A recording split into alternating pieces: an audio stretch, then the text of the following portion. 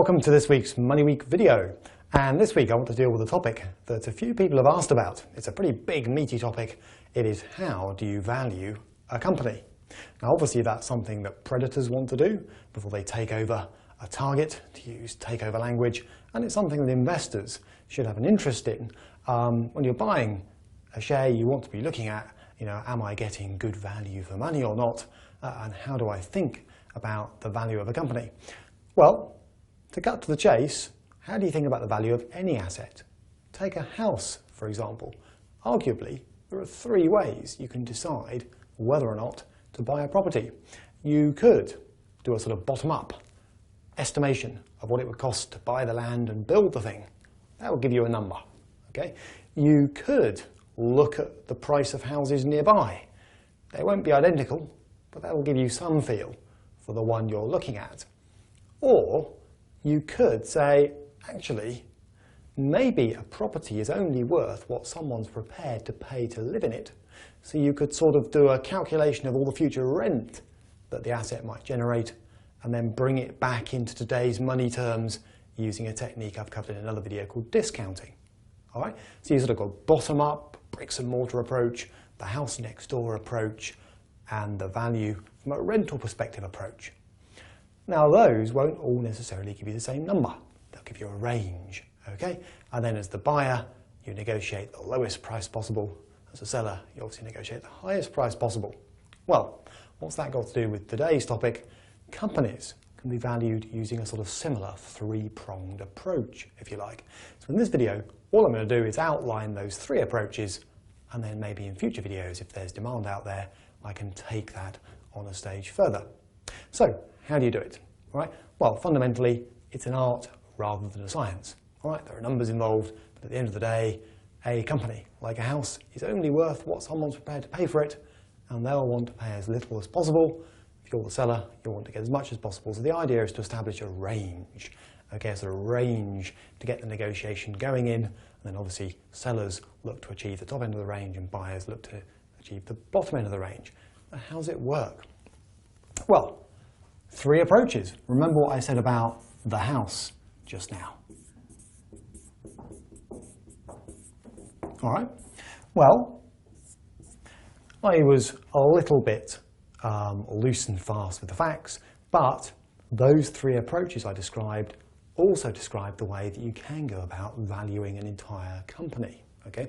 One of them is what's called the asset-based approach.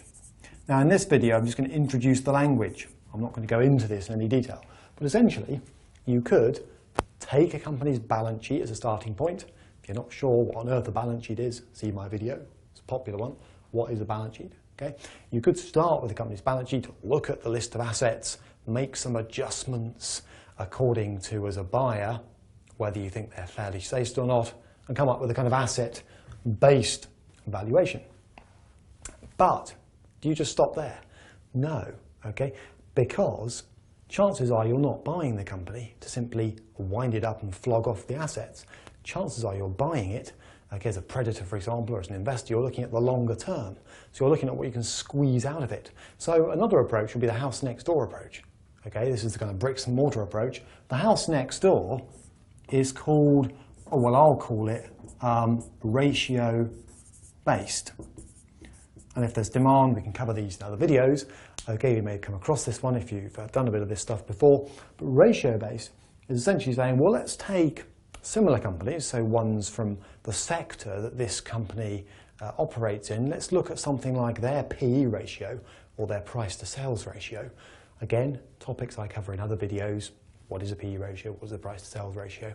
Okay, and let's see if we can come up with a sort of comparative number for the company that we're looking at. All right. Now, very, very simply, this works on this sort of premise, that a PE ratio is the relationship, for example, between the current share price of a company and 1 year's earnings. All right. So, if you've got sort of, let's say, a PE ratio of 10, okay, you can rearrange this formula, if you like a bit of maths, and say Well, the value of a firm is equal to, just multiplying that out, 10 times earnings. All right. If you're into maths, you can do a bit of rearrangement.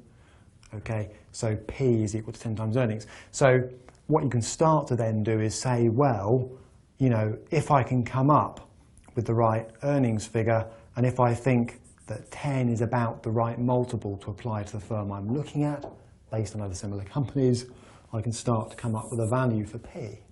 That was a little bit quick and dirty, but you sort of may get the basic idea from there. Okay?